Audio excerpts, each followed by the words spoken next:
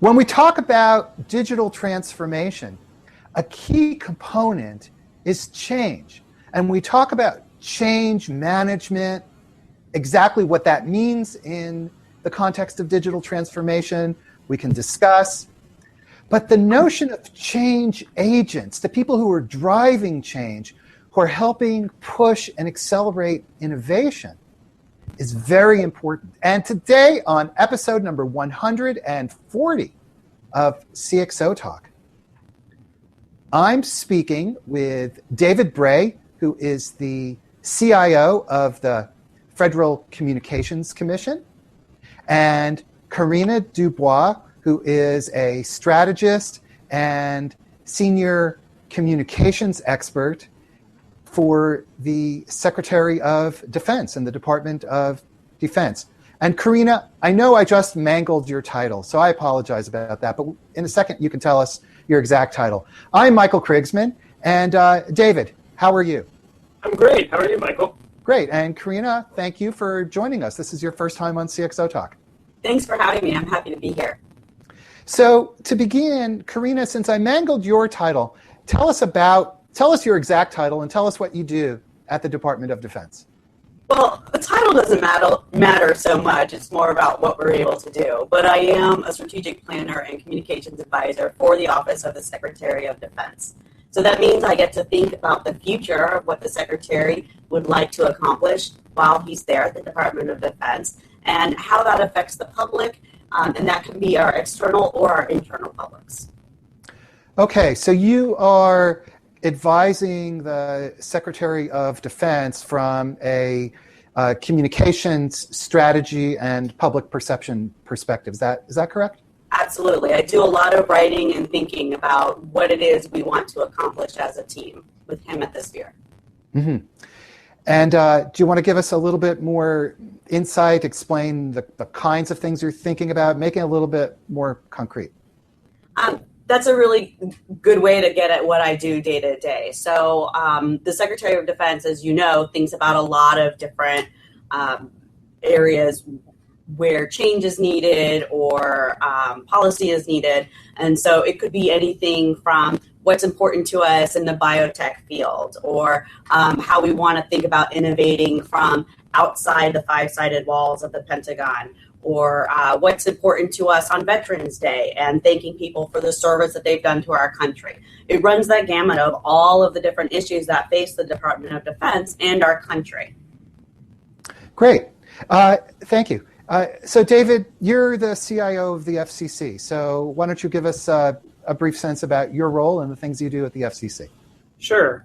So at the FCC, I oversee the IT for the Federal Communications Commission. The FCC itself has been around since 1934. We have 18 different bureaus and offices, and basically the scope of the FCC is interacting with the public and industry on anything that's wired or wireless. And so when I arrived at the FCC, I think actually I shortly showed up shortly after my arrival back in late 2013 with you on a CXOTalk back on number 45. So here we are 95 episodes later. When I arrived, we had 207 different systems. Average age for 10 years old for a commission of only 1,750 people. And that just wasn't sustainable. We were spending more than 85% of our budget trying to maintain those systems. And the good news is, after doing some pioneering efforts to show that we could go to the cloud, we could go to the cloud and do computing at 1/6 the price and half the time that it would take if we did it on premise. As of this Labor Day weekend, all of the systems that we historically had at the FCC, the 200 different systems, more than 400 different applications, we either went to the cloud or we literally loaded it up into 7 different trucks. And we've now moved them to a commercial provider, so there are no systems hosted on-premise at FCC anymore. All right, so you have given up on-premise systems? How is that even possible? It's actually quite possible. One, I feel more comfortable going to the cloud in the sense that, again, we're small. We're only 750 people. And even if I took all the IT people I had and had them focus on the care and maintaining of the systems, again, I was mentioning 85% of our budget was just on maintaining those systems, I wouldn't be able to do any new IT. And there are things that we have to update because, again, our systems are so old. And so by making this move to going off-premise and going to the cloud, it really allows us to actually focus on spending more and more of our budget that we have at the same amount to actually try and actually move forward with new development. We actually are now spending less than 50% of our costs maintaining those systems. And I also recognize that when I go to a public cloud model, one, it's faster and more expedient, but then two, it's also going to be more resilient because they're going to have hundreds more people focusing on the security, on the care and feeding of those systems than I possibly would have at a small agency. Okay, so Corina, you're focused on communications strategy. David, you're focused on technology strategy, and yet for both of you, a key part of what you're trying to do is to innovate within your respective spheres and to drive forward, to push change inside each of your departments, right? So, and the title of this show is Change Agents. So is that a fair assessment that for both of you, you are trying to push change? Absolutely. I'm actually quite new to my current role, but previously I was at the State Department in Consular Affairs, and I was Chief of New Media for the Bureau of Consular Affairs. So I got to think about the way that we communicated with the public via different online, web, mobile, social app development. And so that was sort of the crux of bringing technology along with communications to try to figure out the best way to reach people in a way that they expect to find the information. I would say a good part of my job was spent either strategizing or almost evangelizing why we needed to use new innovative technology, things that focus on public sector items, still maintaining safety and security, building once, using many times, being able to reach multiple audiences with the same data, but maybe just different points of that data. Okay, so when we talk about the need for change in the federal government, maybe this seems like an obvious question, and we talk about change agents. Why the focus on change agents? And again, maybe it seems like an obvious question, but you guys are in the federal government, so I think coming from you carries a lot more weight than just somebody on the street, such as myself, making that comment or an observation. So change agents, I think, are particularly necessary now because the world we're in is changing so quickly. 2013, there were 7 billion network devices on the face of the planet, 7 billion human beings on the face as well, on the planet as well. This year alone, 2 years later after 2013, there are now 14 billion network devices on the face of the planet. And come 2022, anywhere between 75 and 300 billion. The same thing's happening with data. Data on the face of the planet is doubling every 2 years. Back in 2013, there were 4 billion terabytes of data on the face of the planet. That's the equivalent of 400 million libraries of Congress. The Library of Congress is about 10 terabytes. By the time we get to 2022, it'll be 96 zettabytes. So that'll be 9,600 million libraries of Congress, which is extremely huge. And when you put that in perspective, it's going to be more data than all human eyes see in the course of a year on the planet. Now, in the private sector, we see this happening with Silicon Valley and other parts of the United States as well, where basically people are iterating quickly, and they're able to do the fail fast and fail often model. The challenge that we have in public service is, one, we're not going to have an IPO. We don't have an initial stock offering at the end of the day. We are stewards of taxpayers' dollars. And if you fail with taxpayers' dollars, people are going to say why, and that it isn't a slush fund. You can't spend it like you would a venture capital fund. And so I think we have to have this conversation about where we're going to. There is no textbook for what we need to do. At the same time, we can't take all the principles from Silicon Valley because we can't fail fast and fail often. We also have to recognize the narrative that is present in public service, which is, you can go back to the Federalist Papers, 1788. James Madison said he wanted ambition to counter ambition with the Federalist Papers number 51. He wanted checks and balances in the system. And so sometimes people lament government is slow to change, it takes a while, but that's actually part of the intentional checks and balances. And that's actually why when I first met Corina, I recognized, one, she was a fellow change agent, but then two, it's important to meet other change agents, not just within your agency, but across agencies, because the only real way you get change done that's lasting in public service is to build those networks and to build that consensus, such as it's come from the bottoms up, that you do have lasting change going forward. I think one of the opportunities that we have, and one of the key reasons why... Hey, I'm sorry to interrupt. Please try to speak loudly and project your voice towards the microphone. Sorry. Okay. Sorry about that. All right, we'll project. I think one of the key things that we can use as an opportunity is that this sort of innovation and change hasn't been done before. So there's not always regulations that stop us from being able to do things.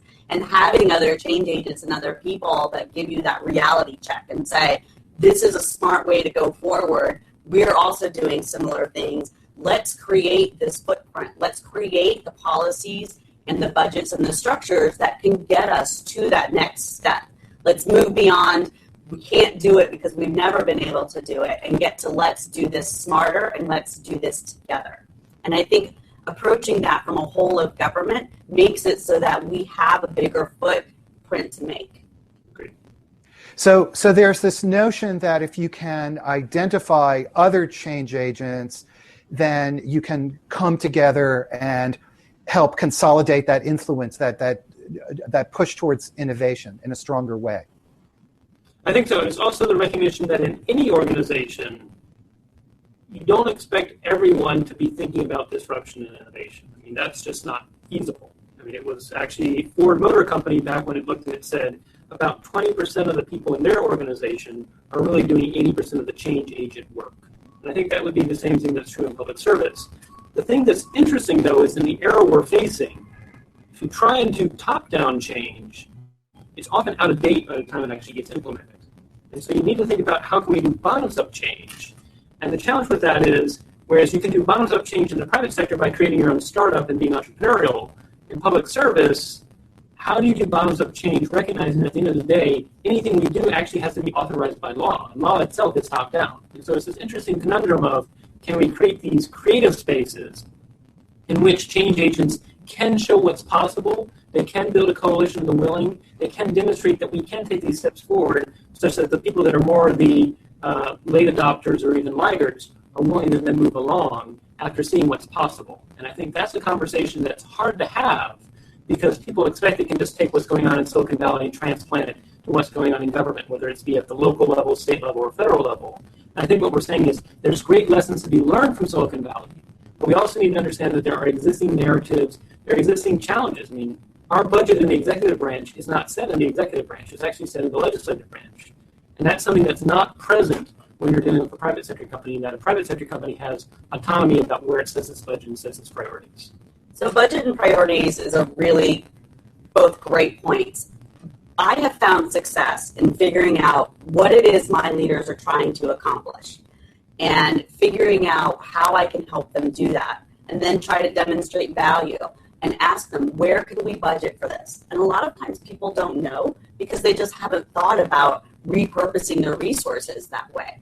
So if I can demonstrate that there's a reason and a value, not only to our leaders, but to the publics that we serve, then I'm able to get buy-in and almost walk backwards and downwards to be able to then reprioritize and allocate the energy, the resources, the budget, the time, and maybe sometimes even the IT systems that we're using to be able to accomplish those goals.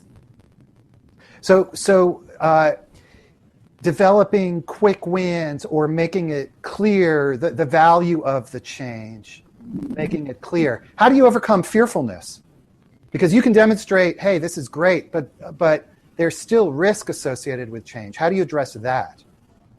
I think that you have to be realistic about it, and you have to get people to buy in to taking measurable and reasonable risks. So I'll give you an example. When I was at the State Department, part of our role was to give timely and relevant emergency information to people as they were traveling overseas. Like today, Mexico is about to have a huge hurricane hit them, right? So they want to get data out to them as quickly as possible and information. So what I did was I looked at ways that we could do that so that many different people get the same information that we are putting out as an official source many times through APIs. And most people in the bureaucracy had no idea what an API was. And once I explained that that's how we all checked our weather from a different device, either style, size, or platform, and got the same weather information, I explained it in the API format for people that weren't familiar. So I said, what happens if we can tell the whole world what places we think are safe or not, and be able to do that and let other people tell that story for us? It took a long time, but we got the buy-in, we got the technology, we invested in the cloud, and we were able to start developing data sets for APIs. I had somebody who I really enjoyed working with and always will. At the time, he was my direct supervisor, and he came to me and he said, you know what? They're just not using the data right. They're not doing what we want them to do with it. And so we actually had to sit down and think as an organization, are we comfortable with people using our information the way they want to use it, instead of being very government driven where we're telling people this is the way thou shalt use the information.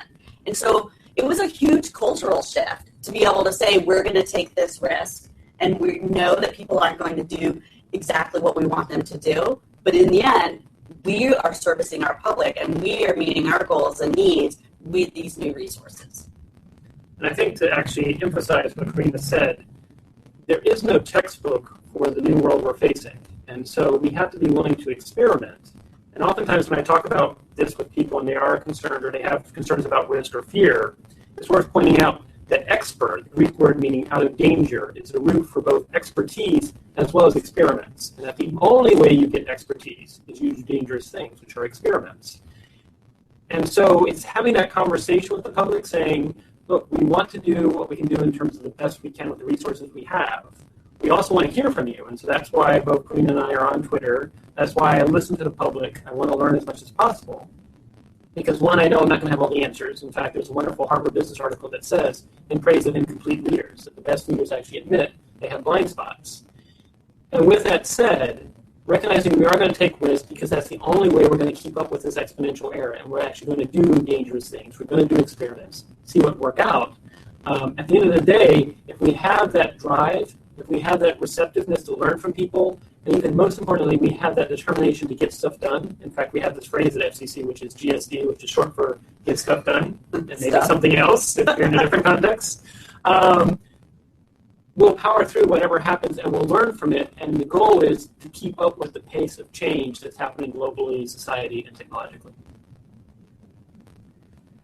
What about this notion of the umbrella of buy-in? The notion of the umbrella of buy-in. Give me a little bit more.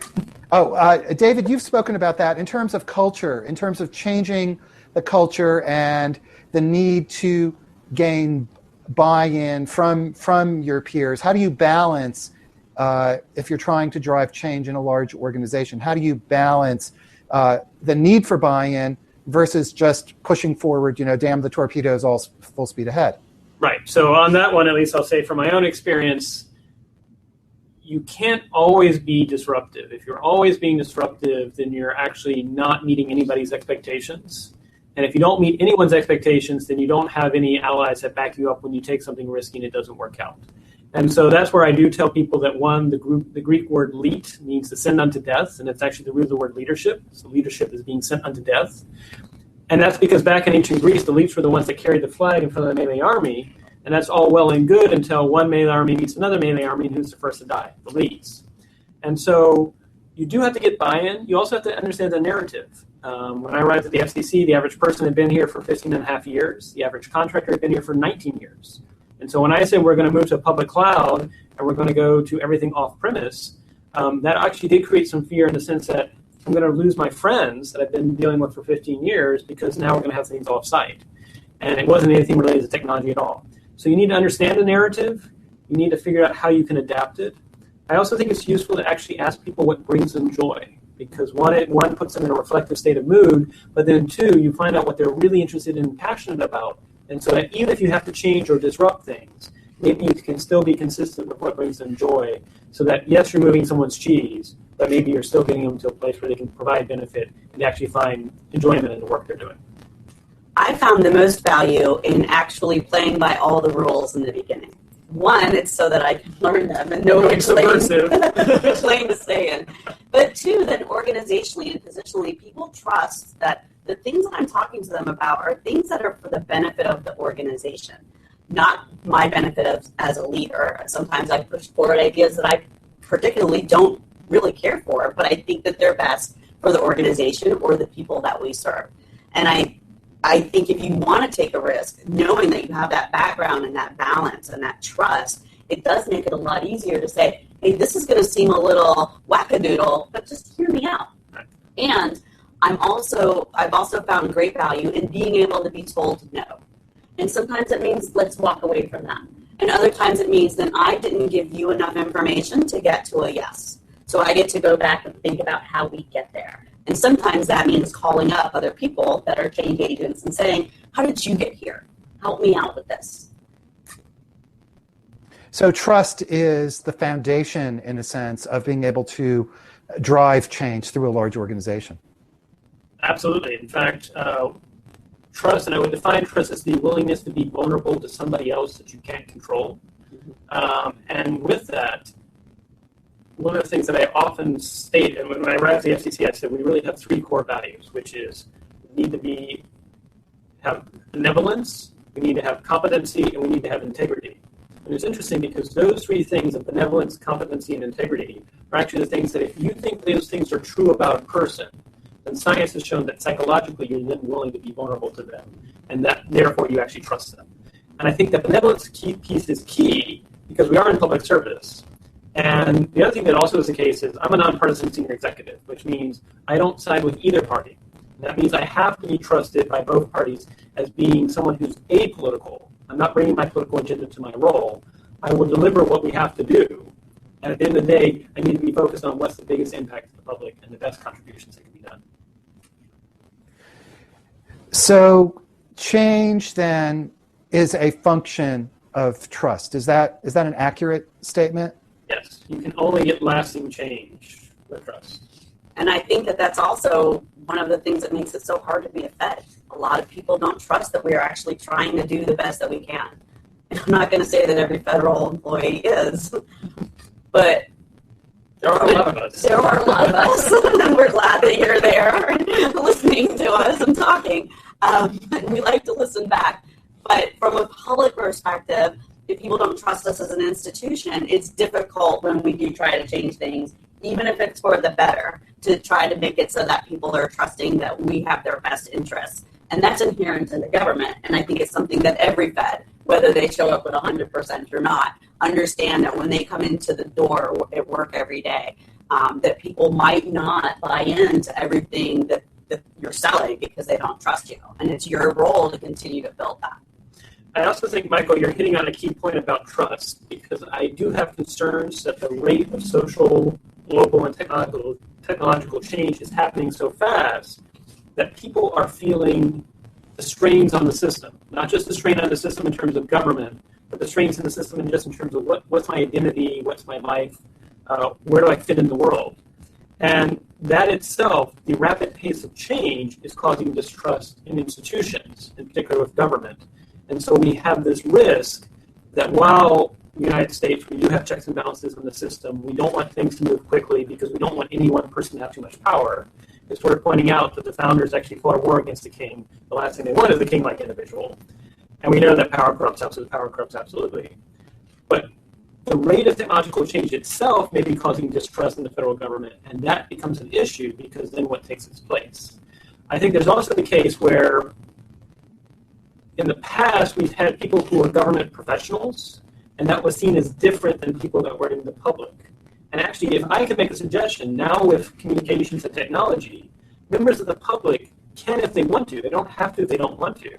They can be participants. When I arrived at the FCC, we did launch the FCC Speed Test app, which is if you chose to, you could actually monitor your own connection speed on broadband or on wireless and anonymously share that. We wouldn't know your IP address. We wouldn't know where you were in a 5-mile radius. You could share that with the FCC to inform policy.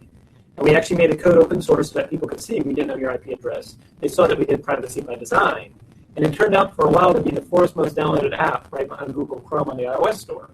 And so I think we can actually, in this new age, think about the role of public service isn't something that government professionals have to be the only ones doing. It actually can be something that the public can do, as Corina was talking about with like crisis response or things like that. It can also be something that maybe public-private partnerships can do. But we need to figure out those new organizational forms because the world is moving so quickly, and it doesn't have to just be something that each of us as government professionals are the only ones doing. But if the public wants to and is hungry to do, they can also have the opportunity as well.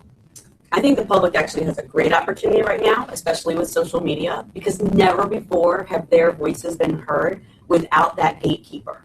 And to continually use these new platforms, the public forces the government to change. They have to keep up. Nobody wants to testify in front of Congress. Why didn't we listen to what we were hearing on Twitter? Right? So keep it coming, everybody. Just don't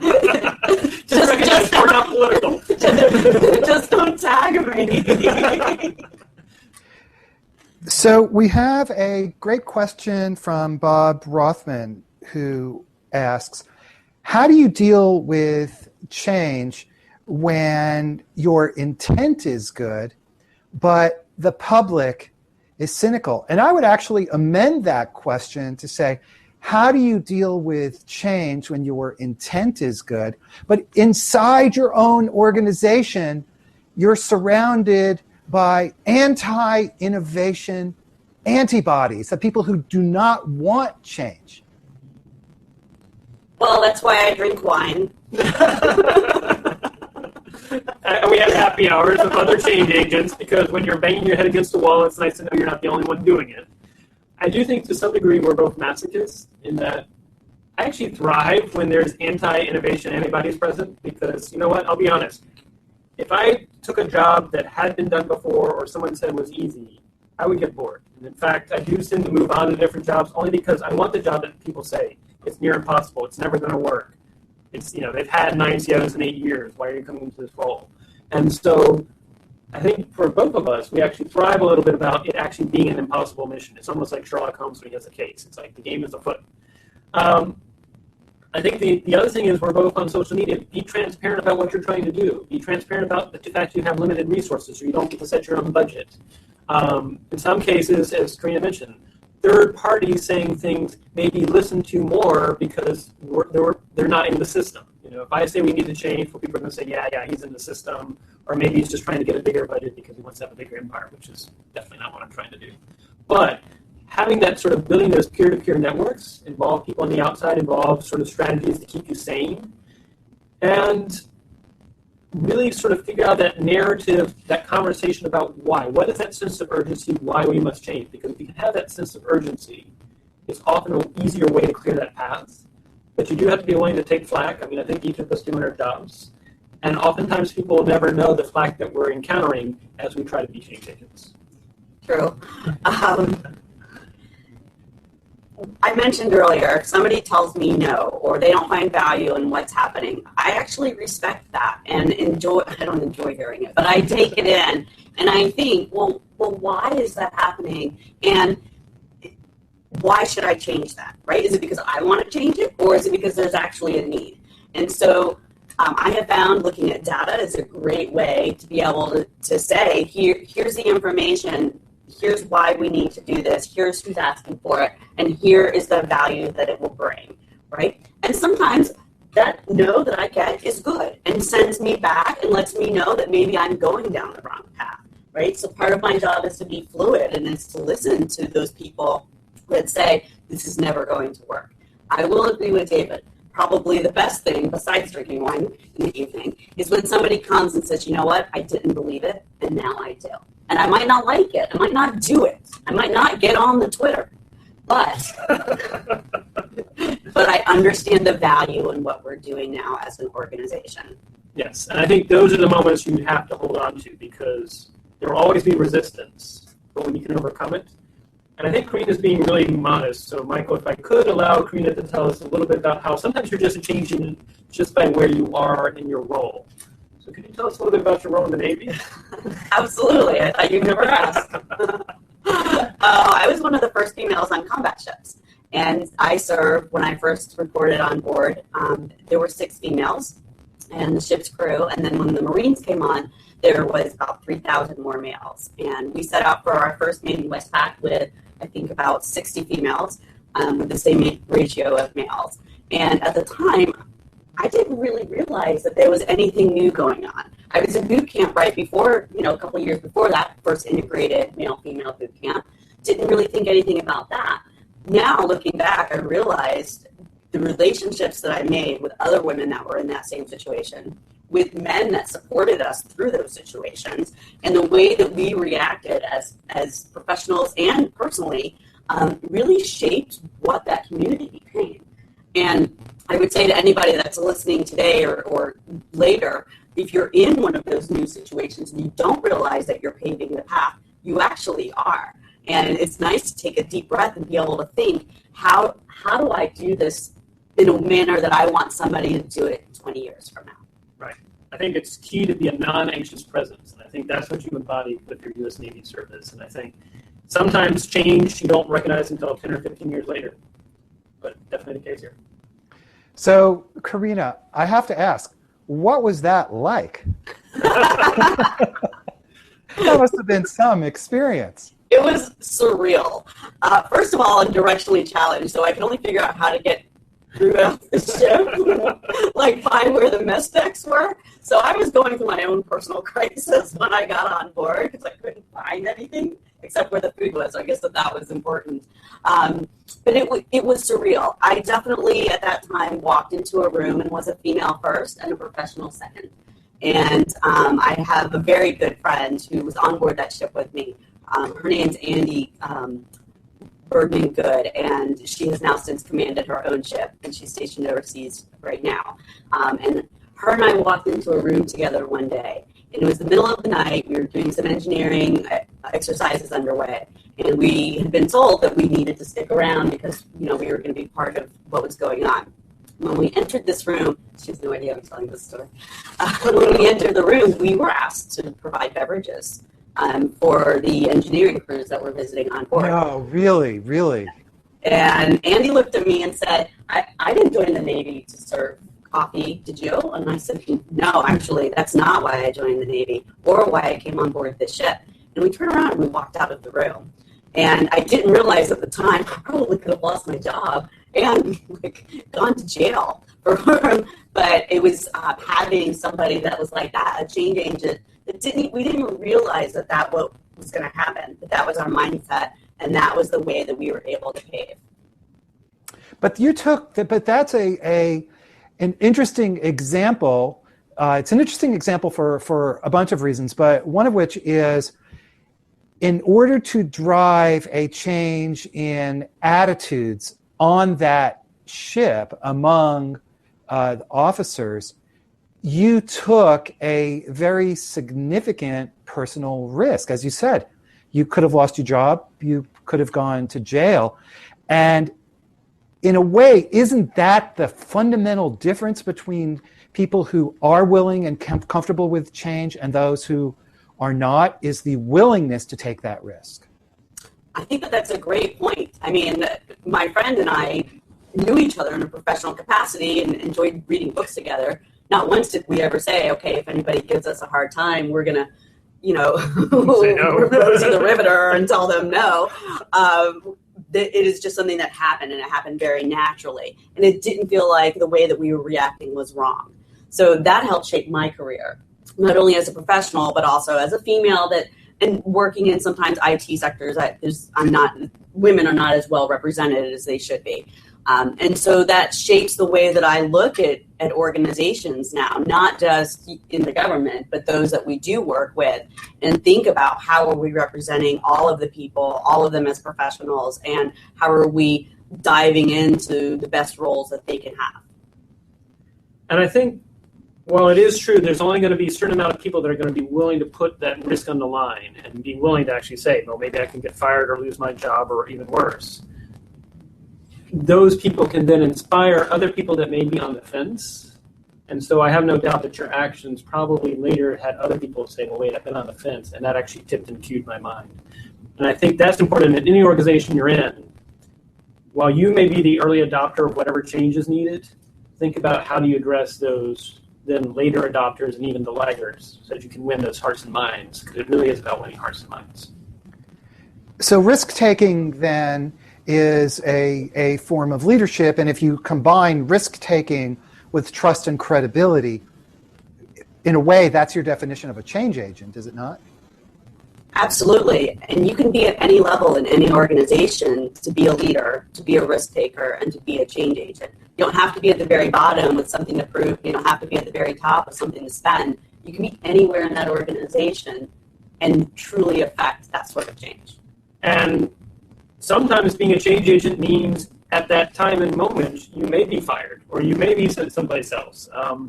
Back in 2000, I signed up for a little-known program called the Bioterrorism Preparedness Response Program. And we were 30 people. I was the one IT person that also knew biology, charged with what would we do if a bioterrorism event ever happened in the United States. And we were only 30 people at an agency of 16,000 people. And I was trying to push at the time, it was the early days of Agile and Scrum, and we were told, no, you have to do waterfall, you have to follow the 5-year plan. And I say, I'm sorry, I don't have any deal with the bioterrorists that they're not going to strike until we actually get the system stood up in 5 years. I need something that's a minimal viable product. And I was getting in trouble. In fact, the enterprise IT was going to come after me and saying I was a troublemaker. And I almost left, except 9/11 happened, followed by the anthrax events, where literally on the fly, we took what capabilities we had done in an agile manner in less than 24 hours, implemented a way to actually monitor the anthrax events that were occurring in October and November. But have no doubt, I mean, there are going to be change agents who are doing the right thing that at the time are not rewarded or recognized, and it's only 5 or 10 or 15 years later that actually in hindsight, they were doing the right thing. They actually did, hopefully, move the organization to where it needed to go. And probably every decision that we try to push forward might not be the right thing. Right. Maybe you don't know that for 10 or 15 years.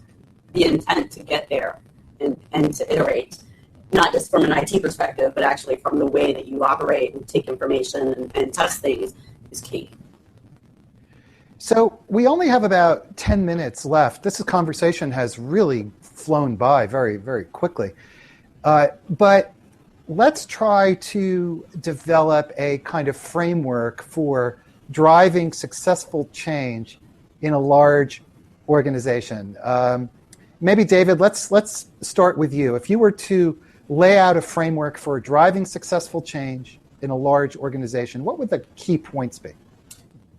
So from my own experience, be humble, recognize you don't have all the answers, make sure you listen and learn to the existing narratives, don't come in guns a-blazing right away, else people are going to say you never took the time to listen to me, why did I need to listen to you? Build a coalition. Oftentimes what I'll do is I'll pay out of my own pocket, I'll pay for coffee and donuts and say between the hours of 10 and 12, if anybody wants to come and tell me what they're hearing in an organization, I provided breakfast snacks, you tell me what you're hearing. And so that's gathering the narratives. And then once you've taken that time to begin to build that framework of you are listening to people, you've admitted you have blind spots, you want to learn, then you can begin to actually put out your narrative that maybe is taking existing narratives and slightly beginning to tweak them, or picking the ones you want to amplify. And also, most importantly, creating a sense of urgency that is shared amongst that coalition, because you can't do the change alone. You need to have other people embodying the sense that this is urgent.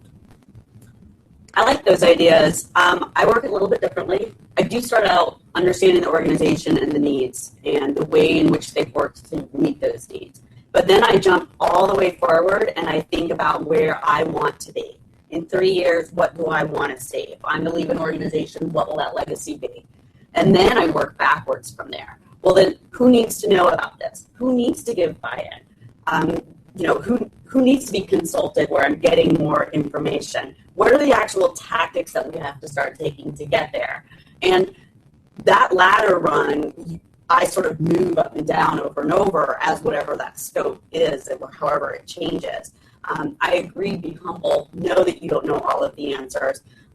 But sometimes you've gotten here by running your mouth a little bit. So there's a little bit of that there too. And always being able to articulate why you're doing this, why you think it's a good idea, the value that you're going to add to your organization and your public. And be able to talk to people about that in 30-second snippets from a communication standpoint is key. Yes.